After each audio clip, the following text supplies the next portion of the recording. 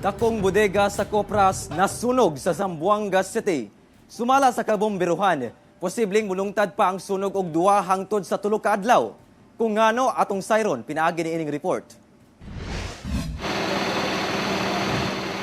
Miabot sa third alarm ang sunog sa bodega sa Coprasan sa Philippine International Development Incorporated o PIDCO sa Baliwasan Seaside, Zamboanga City. Nagsugod ang sunog pasado alas 10 Lunes sa gabi. Apan, wala gihapon na palong ang kalayo kinaugmaan. Matod sa Bureau of Fire Protection, miboto ang hydraulic gikan sa usa ka payloader ug wala kuno makontrol sa empleyado ang paspas nga pagkuyanap sa kalayo.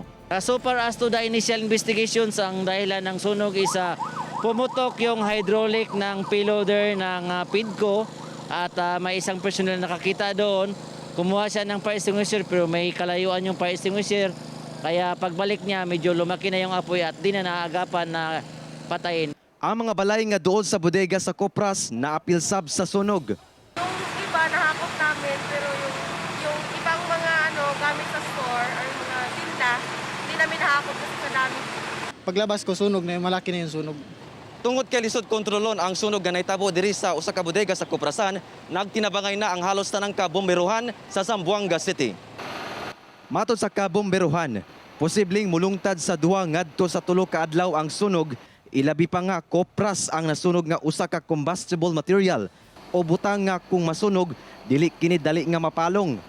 2 to 3 days talaga pag wala tayong mga equipo, yung manual lang gagamitin natin as to the manpower. Pero ang sa ngayon nagkaroon na tayo, may nagda-volunteer naman na mga busilak na puso. Busa mihimo na og paagi ang lokal nga kagamhanan nga magkontrola ang kalayo. What we need right now is just to fill it up with a lot of water to prevent it from spreading. So kung makikita nyo, intensified yung response ng city government, the BFP personnel since 11 p.m. last night.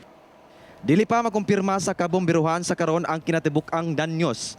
Apan matod sa taga FIDCO, kapin 700 tons nga Copras ang naa sa sulod sa bodega. As to the manpower and yung ability ng mga firemen at saka other volunteers natin ng Zamboanga City, kayang-kaya pa naman, manageable pa naman yung area. Kauban si Sim Romero sa kamera. Ako si Efren Mamak para sa One Mindanao.